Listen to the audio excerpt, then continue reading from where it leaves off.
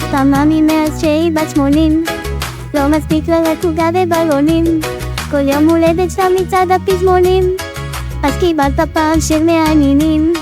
סבא פאפי מחייך בעננים, הוא רואה איך השתבחתי עם השנים, וזה נכון שאנחנו עדיין קטנטנים, אמן תזכי לראות אותנו מתחתנים. סבתא ממי מאשדוד, אוהבים אותך מאוד, וכולם עכשיו נרקוד לכבוד ממי מאשדוד. מזל טוב! כולם לעמוד, יש המון סיבות לחגוג, והשיר הזה לכבוד סבתא ממי מאשדוד. אם שואלים את סבתא ממי מגלים שיש לה לוז יותר צפוף מחיילים, המקום המועד אף קופת חולים, והספר האהוב הוא תהילים. סבתא ממי הכי יפה בשיכונים, יש סבתא משולמית והשכנים, איך את עושה תמיד לצמצום עיונים, ומנצחת מלחמות מול היונים.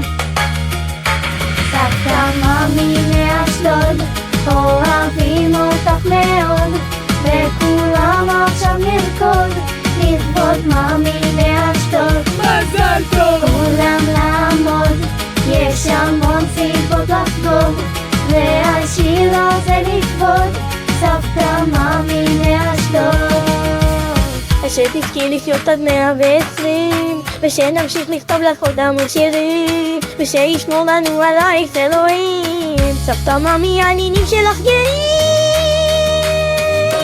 סבתא ממי מאשדוד, אוהבים אותך מאוד, וכולם עכשיו נרקוד לכבוד ממי מאשדוד. מזל טוב! כולם לעמוד, יש המון סיבות לחגוג, והשיר הזה לכבוד סבתא ממי